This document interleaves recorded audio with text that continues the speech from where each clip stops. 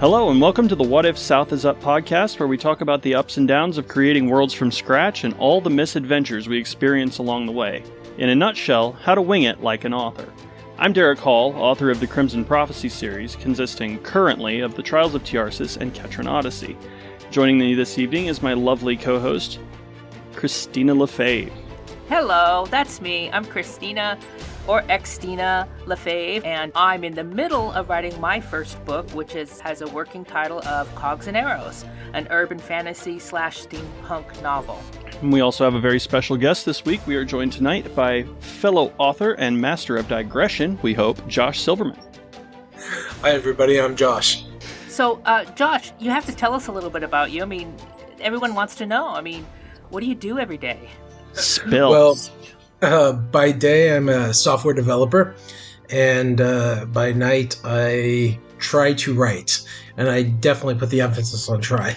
Because it doesn't always work sometimes. You got some pretty good words coming out of you, boy. I like what you're pretty good there. I would trust her. So I've been writing for probably 15 years now. I've written 4 full-length novels.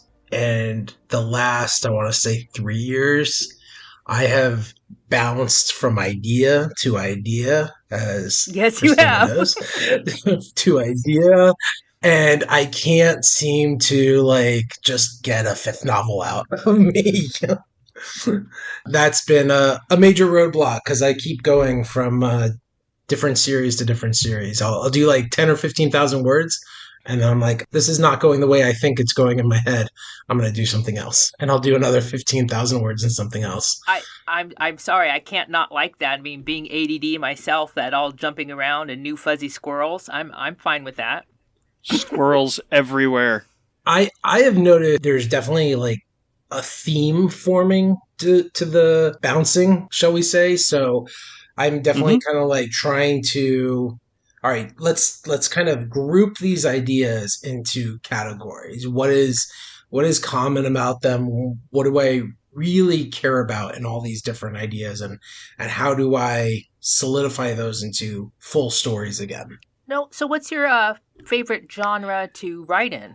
I write in 2 genres. I write thrillers and I write fantasy. So the thrillers are going to be a little bit more Dan Brownish. One of my biggest passions is history. It's what got me into writing. So I like novels with historical angle to them. So if there are a lot of writers out there, they would know the Save the Cat genres. One of my favorite Save the Cat genres is the Golden Fleece. The mythic treasure hunting, kind of you're on an adventure to find something. And, to me, that's very Dan Brown.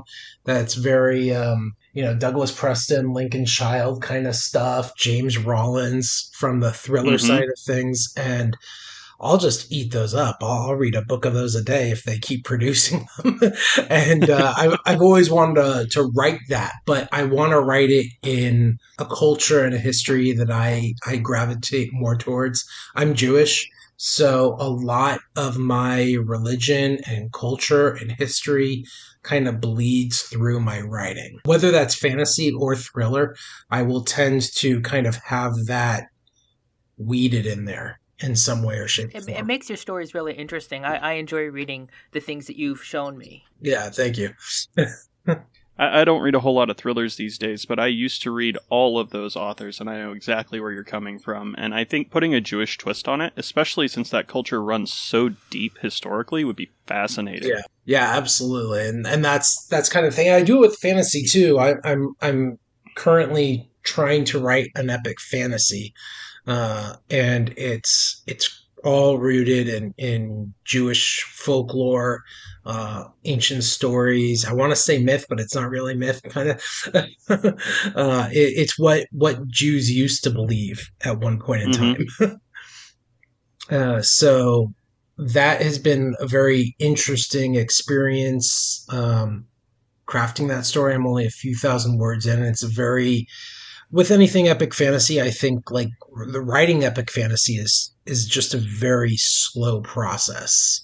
At least for me, it is, because every word needs great attention to detail compared to the fast hit 'em up thrillers where you're just kind of like trying to hit the reader over and over again on the head with something. Interesting. Yeah, we live and breathe fantasy around here, so I feel you. It is not the easiest thing to write. People's like, oh, it's just a fairy tale. No, it's so much more than that. No, yeah, I mean, you have to craft your world. You have to uh, define things, which a lot of other genres don't have that problem because they're set in an everyday world, So everybody knows what to expect when, I say you're walking around the streets of Atlanta or a character's walking around the streets of Atlanta. You may not live in Atlanta, but you know what a general city looks like. Exactly. So you don't have the same issues that you have in fantasy, even urban fantasy or definitely epic fantasy. So part of our podcast, we're talking about the fantasy worlds or just the worlds in our current works in progress. Do you have a work in progress you'll be drawing from tonight? Yeah, I'll use my epic fantasy, and I'm making it up as I go in a sense. Well, I have source material for sure, and I read a lot of Jewish mysticism books, old Hebrew texts on different concepts that people believed in back then, and what they mean in terms of when put in a Jewish cultural spin or light on it. And then I have books on ancient Jewish magic and the creatures that were there. And, I use all of those, even in the first chapter. It starts off with a demon war, and we're going into it head first. Let's just get into the meat of the things. Well, you got to catch them early. Yeah. Exactly. Yeah.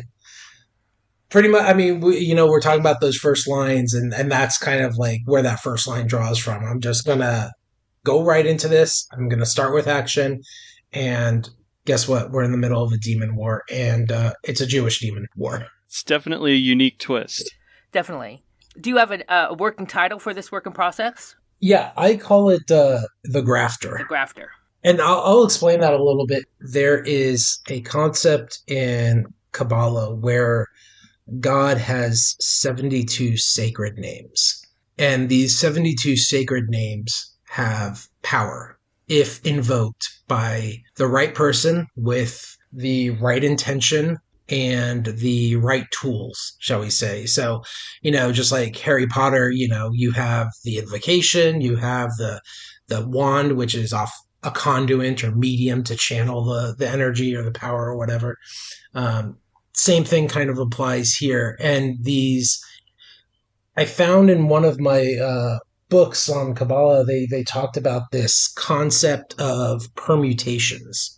And I thought it was just such an amazingly rich thing to tap into for my series and make it unique. Is every invocation of God's sacred name is, in a sense, a spell, if you will, because you're invoking God's power in a way to mean something, to affect change. And the idea of permutating God's name is rearranging those 72 names and putting them together and assembling them in different orders and sequences change the outcome of the spell. So if you just say one name, you have 72 spells. But if you say two names and you put them together, well, that's 72 by the power of 2, right? Because you can put all of them together in different ways. And then 3 names together and 4 names together. All of a sudden you have millions of combinations of spells when you do this. And I was like, that's amazing. I want that for my book. I'm taking it. I love this. And the word for that is called grafting. And I thought it was such a neat name for the translation of the Hebrew, where you're, grafting. You think of grafting as kind of a patchwork, like almost grafting skin, right? You're layering different layers and you're putting things together. And I thought that was such a unique way to basically say, like, as a synonym for wizard or mage, you're a grafter. Because I think a lot of times in fantasy, we use the same words over and over again: mages, wizards, sorcerers, sorceresses, whatnot. And I wanted my world and my terminology to be different. I wanted you to come into my world and forget about every other fantasy book you've ever read, because this is different. And one of the ways we're different, we're not even going to call them wizards. We're going to call them grafters. And this is our term for it. And this is what you're going to know forever. Well, that's interesting. I like the whole concept of it, but I'm now that you told me this, I really appreciate the name Grafter so much more. Absolutely. Yeah, that's why the title is called The Grafter, is because that's what they're doing. They're grafting these words of power, shall we say. That's beautiful. It really is. That's a unique concept. Appreciate it. I'm trying so hard. Well, I think you're off to a good start. I agree. Okay, let's move on. Let's start with our guest, Mr. Josh. What are you reading or watching right now? Yes. So I just finished Long Road to Mercy by David Baldacci. I started The Art Forger by B.A. Shapiro. So those are the two things I'm reading. Watching, I don't watch a ton of TV because I have a young kid and it's all like Frozen stuff. I feel that. So most of the time when I'm watching, it's going to be like something bloody and gory, and it's going to be midnight. Agreed. And Mr. Derrick, what are you reading or watching right now? I'm predictable as always. I am reading He Who Fights with Monsters Book 8 because I am addicted to this damn series. And it's really good. I'm enjoying it. I enjoy all of them, but I'm enjoying this one. And as far as watching, I've been catching up on The Bad Batch, the Star Wars animated series that I love it. Currently running. Yeah, it's fun.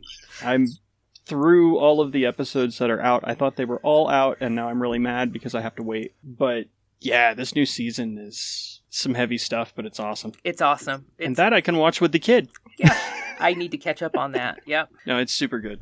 So I'm finishing up on Windcatcher by Jeff and Aaron Altaby, which I had said I was going to start last episode. I'm finishing up on that. And kudos to the writers, because it's been a long time since I was able to actually finish a book that, because I'm ADD and nothing has been catching my attention, but it's got my attention. Oh, so it's worth reading is what you're saying. It is for me, yeah.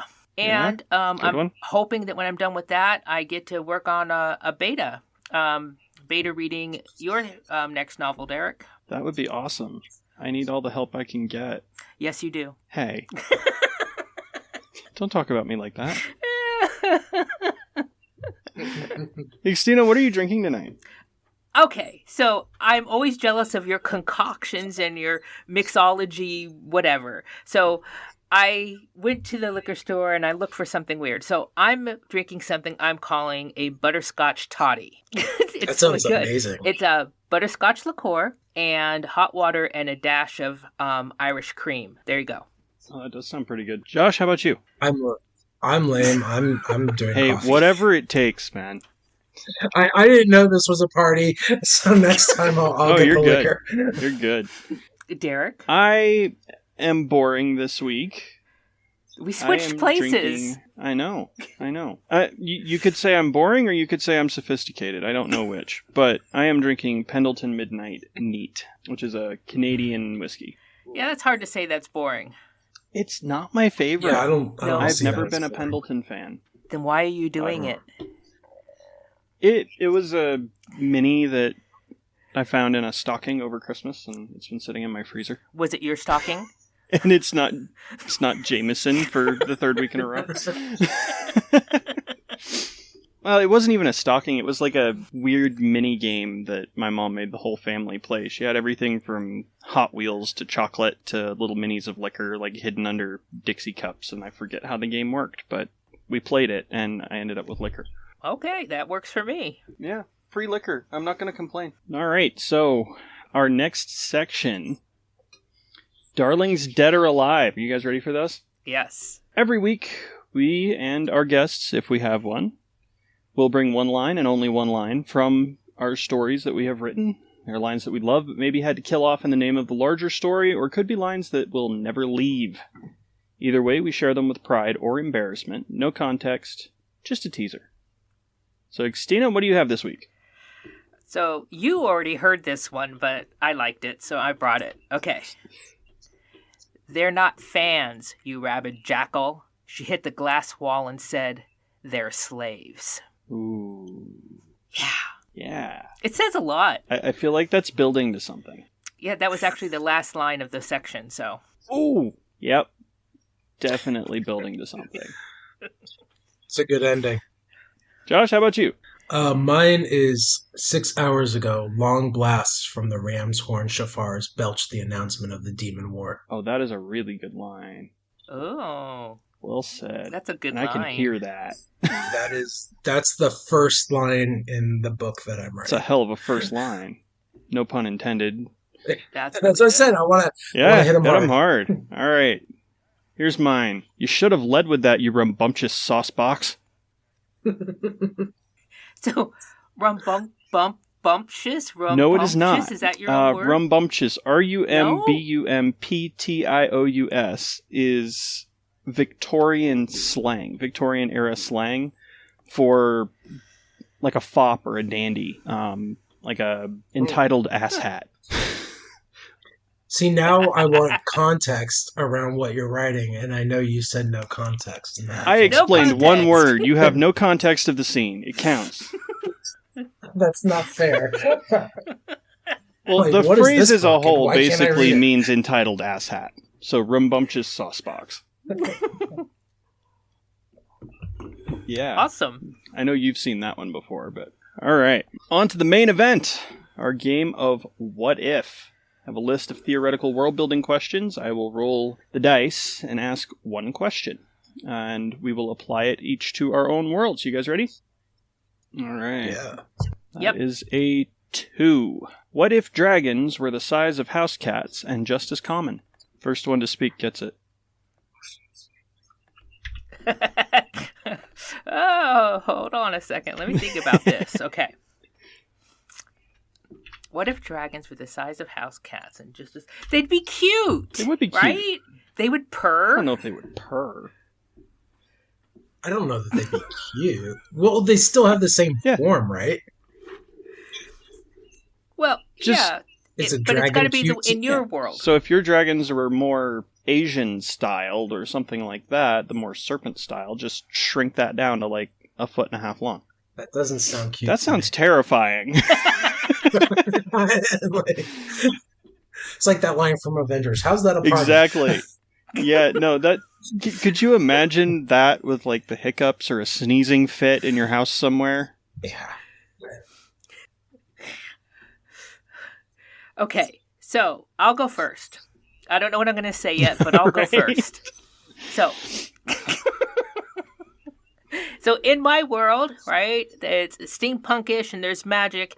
And here's the thing. I've wanted to add more magical creatures to my world, but it's so hard. The focus of my book isn't about the magical creatures in the world. It's about the world and how the people relate to it. So I'm trying not to introduce too many new magical creatures into my world. So I haven't created a lot of rules or restrictions on magical beasts in my world. But let's just say that I have to answer this question. All right. So what if dragons were the size of house cats and just as common? First of all, dragons would have to be... All right. Now you're getting semantic. It's a fantasy world. The assumption is that dragons exist, whether your world as a whole knows about it or not. The premise is that it has to exist. Yeah.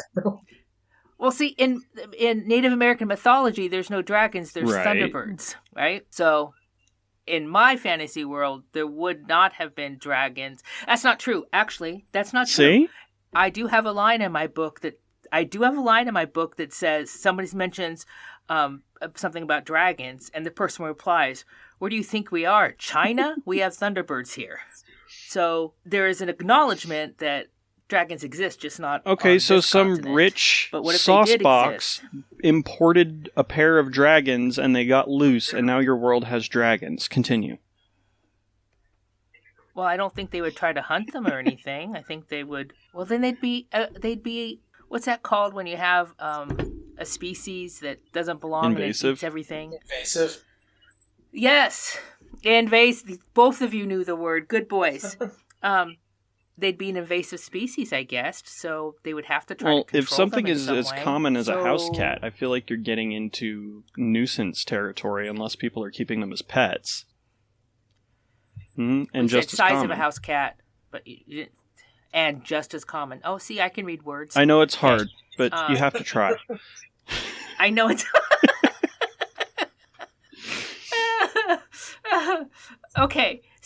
Okay, let's just say that I started the conversation. Who wants to go next, and I'll finish up later. Josh, do you have any input on this? Okay. I've been thinking about it, and although most kind of monsters, I guess, would be classified as demons in my book's world, I think I would want to make these servants. I think they would be like, maybe the Grafters have like tamed them or something, and they would just be luggage carriers or something like that. I don't know.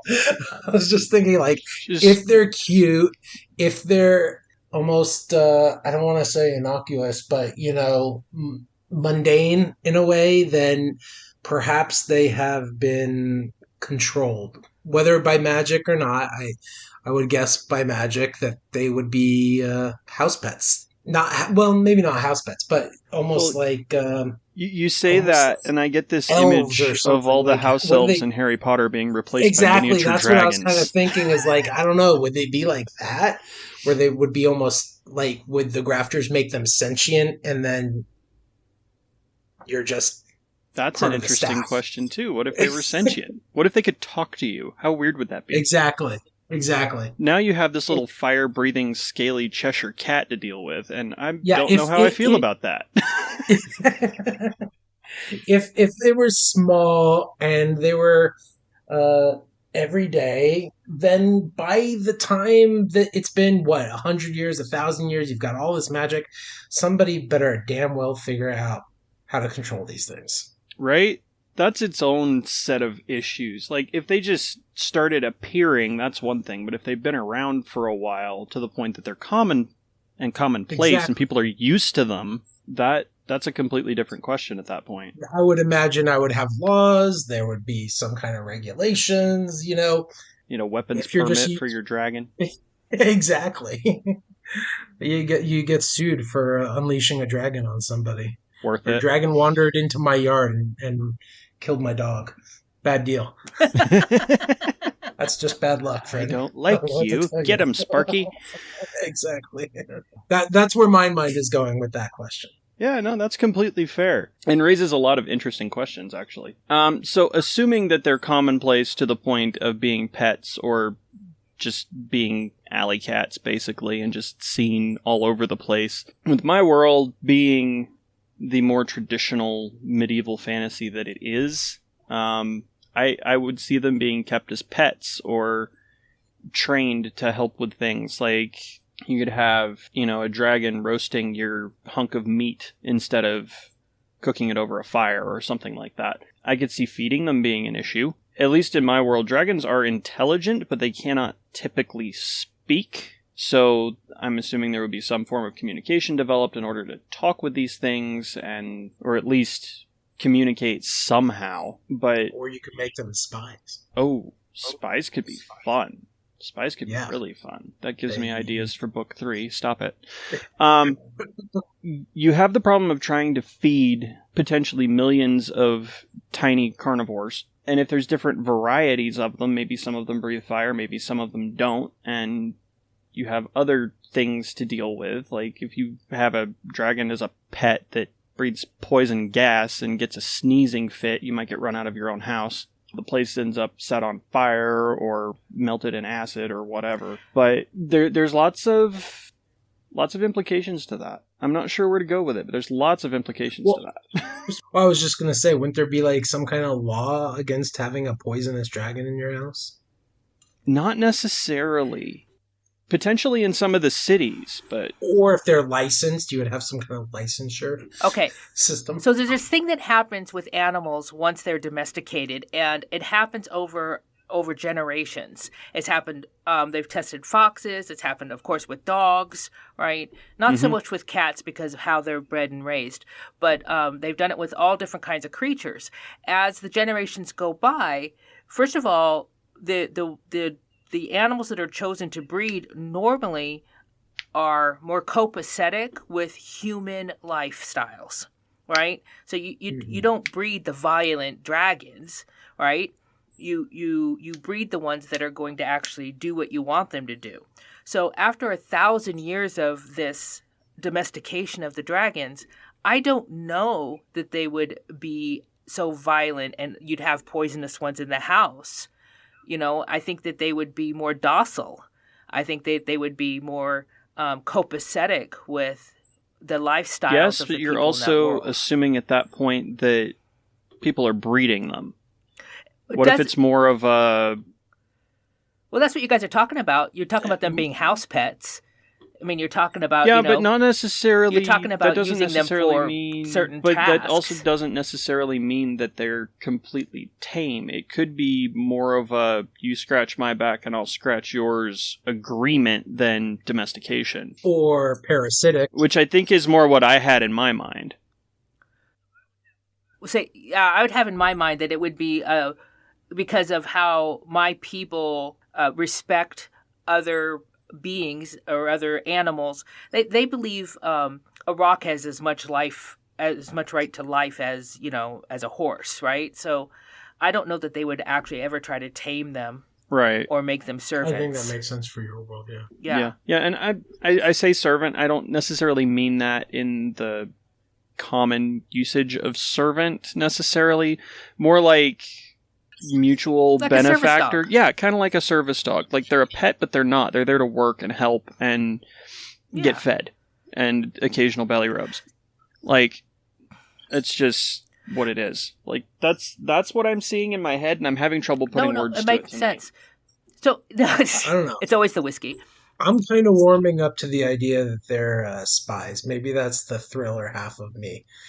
I like that for your world. I like that for your world a lot. Miniature dragons as spies could be super useful. Yeah, if they especially are, if they're common. Let's say they're a cousin to a demon, you know, and they were able to be controlled for whatever reason.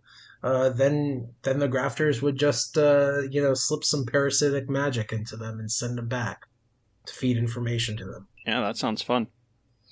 So we'll send you a bill for the ideas. So in my world, my main character, Inara, has, at least in book 2, she has a bonded familiar that is a wyvern, which is a subset of dragon, essentially.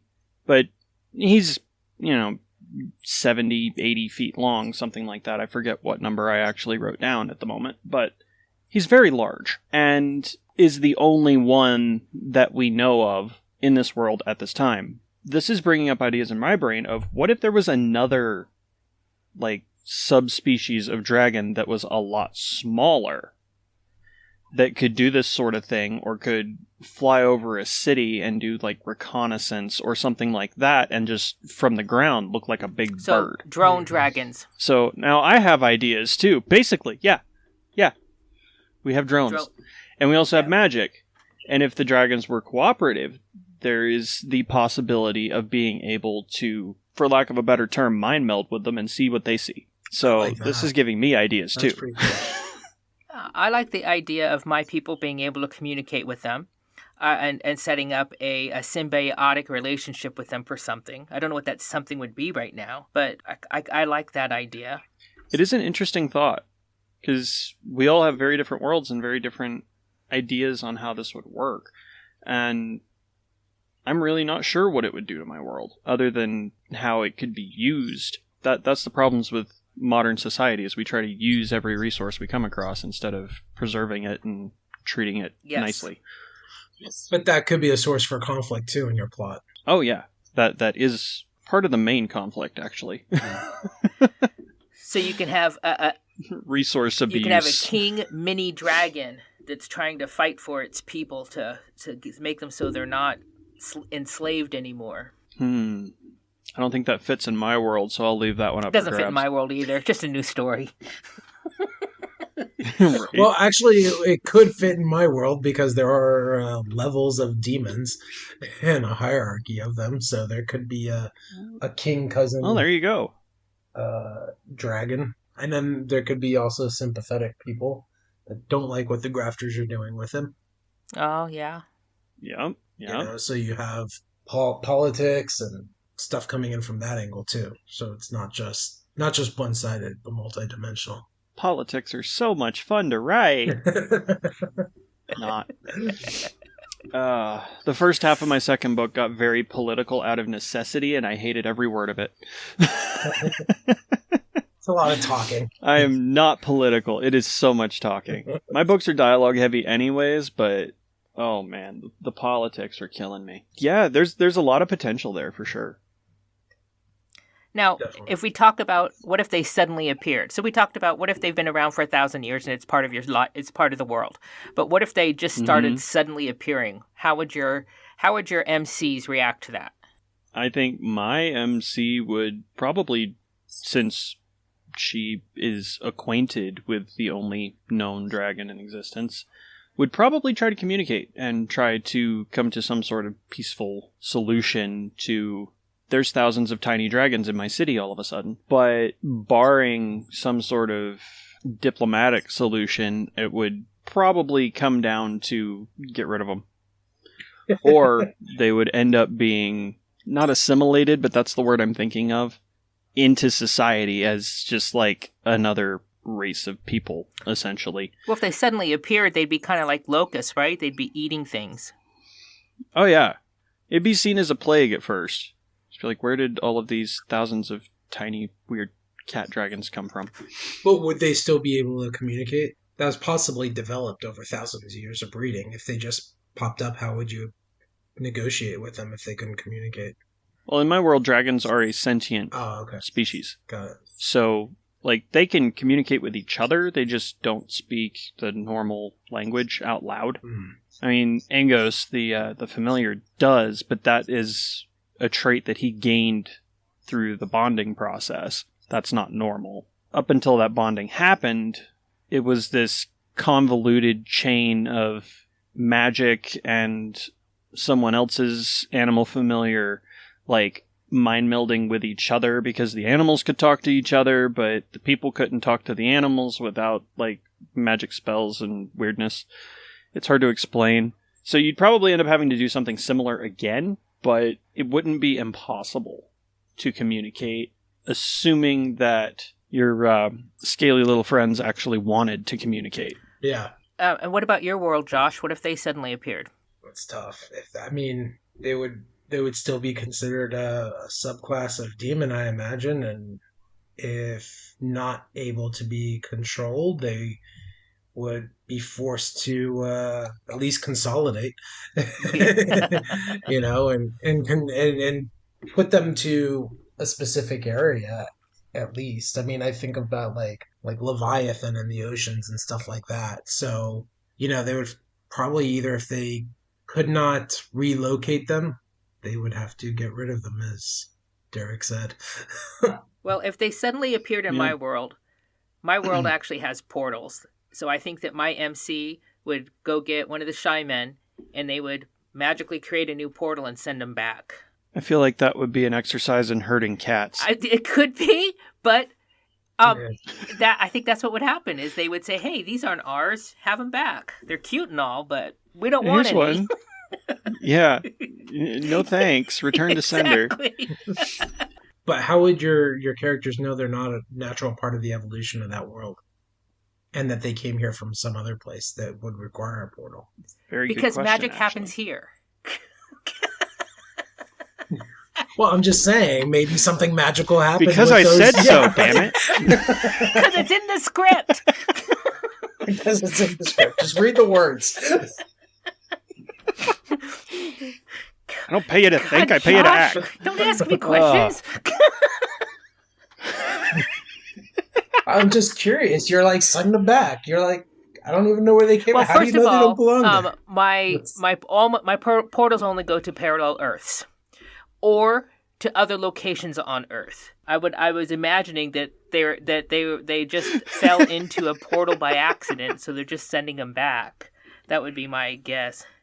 Millions of them? We said thousands, and now we're up to millions? Come on, guys. But you said they're locusts. I was saying thousands in like a decently locusts. sized city. And then you said locusts. Yeah. So now we went from thousands in a city to millions blotting out the sun. And you just want to send them through a doorway? Yeah. She's like, this is your problem. Mr. Cat Dragon, can you please go through here? Yes, please. Thank you. I'm just saying, you like made a big spiel about your characters respecting life and all that stuff, and they're like really fast to kick out these people. Well, they're really fast. Okay, so yes, they do not want to be conquered again. So yes, I respect you, but get the hell out of my lawn. Out of my lawn, you little shits. Go away. Go crap somewhere else. Oh my god. They might taste good. Who knows? Now we've gone in the real but other direction. Is that respect at that point? You give thanks. You went from peacefully send them home to tasty in about 2 sentences. Colonel Fried Dragon. Come on, baby. 11 herbs and spices. Obviously, we're still world building is so fun. But like we say this is why we do this, right, Josh. There's so many things to consider. I mean, we're talking like we talk about there really they're are eating our food, they're defecating, they're burning stuff up. Maybe they're burning the food, maybe not just eating it, but burning our food, and how do you handle that? And yeah, there's a lot of things to consider. Burninating and if they peasants. Are house pets, then yeah, there's going to be certain things that people want in a house dragon, and certain things they don't. So that's regulation. I had another sort of odd question here. Semi-related. So we're talking about this being an invasive species. How would your worlds react to a different invasive species? Like if you had some sort of fish come in and kill off all the native fish, or a weed that was choking out the native plants or something like that, how would that be handled? Because I think that actually would have some bearing on how they would handle an invasive animal species. So, like, Xtina, you were saying that your world respects all life and a rock has as much right to be there as anybody else. What if that plant was killing all the other plants? Would they try to get rid of that plant? Or would they let it kill the other plants? So I think that they are stewards of the land. Okay, they know that their place in the world is to make sure that the earth is there in 1,000 years, or the world is there in 1,000 years. So I do think they would do things to mitigate the invasive species. I haven't decided at this particular moment if they would just burn it all, or if they would find another way, if they'd bring a bunch of goats in to eat it. I don't know. Yes, but is mowing the lawn the same thing as removing the damaging plant? I don't know, but I think they would try to find what sure, if the goats don't work? Not? They would just keep trying different animals. Maybe that's how they put the dragons to use. That's right. They bring the dragons over to eat the invasive plants. Burninating the invasive plants. I can just imagine her characters bringing in goats, saying, "Well, let's hey, go get the polar bears and have the polar bears eat the goats." Well, now what do we do? Let's go get the bears. Let's drink some water. Let's just keep throwing different animals at them and watching them die. But you also said that your people don't have livestock, so would they even have goats? They don't have livestock. What I meant when I said that was that they don't have like a farm full of goats or a farm full of cows or anything like that. Each family might have a goat or a couple chickens or something like that. But they're not. So now we're conscripting goats to environmental remediation duty. They're not like mass domesticated. I feel like that's a whole nother moral dilemma. I don't know. I think they just find a symbiotic way to take care of it, but luckily I don't have to worry about that problem in my world right now. Except for, that's not true, because what my main character is fighting is a human being that wants to be invasive. That's the whole point of the story. Yeah, that's a little different. Well, they can't get goats to eat There's them. only one of him. I mean, you could. Pigs would work. Or can they? This is true. This is true. With magic, all things are possible. Hey, goat, look over there. He's real tasty. I'll sprinkle some salt on him for you. And the Salt Bay meme just popped into my head. Unbidden. All right. Josh, did you have anything to say on that little digression there? I would like to hope that they would do something responsible. Well, humanity doesn't have the best track record would. for being responsible, so that seems fair. Well, there's... Yeah, well, I mean, self-preservation is obviously... It is important. It is important. Important. So there's not a whole lot of wiggle room, I think, sometimes with some of that stuff. I mean, if it's us or them, it's going to be us, you know? How magnanimous. We choose us. My world, to answer my own question, my world, I think, is in such a repressed state as far as scientific knowledge goes that I don't know that they would even recognize an invasive species until it was too late. There is the possibility of it because my world is really just like one continent right now. That continent is obviously very large. So there are other places that could theoretically bring bad juju into Ketra. It's a possibility. I haven't completely thought it through, but I don't know that the scientific knowledge is there to go, hey, this wasn't here a year ago and it's not supposed to be here and we've never seen this before and it's killing off everything else. Yeah, it's killing our goats. It's killing our goats or killing our fish or choking out the prairie grass or whatever. Like, I don't think that knowledge base is established enough to make that determination in time to do anything about it. I think by the time they noticed, it would be too late to actually stop it. But I think that's probably enough rambling for one episode. We have all done our fair share. Josh, it's been a pleasure to have you with us this week. It's been a lot of fun. Thank you guys very much. I appreciate it. Absolutely. So if folks want to track you down and keep tabs on you for when you hopefully publish something that we can all read, where can they find you? Nowhere right now. I still Come on, man. No, Gotta get on that. I don't have a website anymore. I don't have like a Facebook page besides my personal one. You know, I don't really have any of that stuff set up anymore. And I write very slowly too. I feel like I write slowly, but everyone tells me the opposite, and I don't believe them. Oh, you're a prolific writer. Both of you are, but Derrick actually finishes things.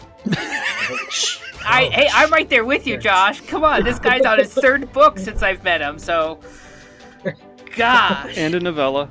Yeah, that's what I meant. I was counting them, but it doesn't matter. Anyways, Josh, we're going to have you back when you actually publish your first book so that we can get your socials. Yep. Or if we get bored. This has been fun. Yes. Definitely. All right. Xtina, where can we find you on the great interwebs? Basically, look up Uniquely Xtina and you can find me. I'm on TikTok and Facebook, and I have my website, and I'm other places that I land by accident. Uniquely Xtina is where you can find me. And Derrick? You can find me at my website, derrickallauthor.com. My books are available on Amazon. All the socials are pretty much at dhallauthor. TikTok, Twitter, Facebook, all that good stuff. You can find our podcast anywhere that you get podcasts, but you're listening to us, so you probably knew that. And you can find us for all the latest info, tidbits, sneak peeks, and goodness on Facebook at What If South Is Up Podcast. Thanks for joining us, and we will catch you guys next time on What If South Is Up.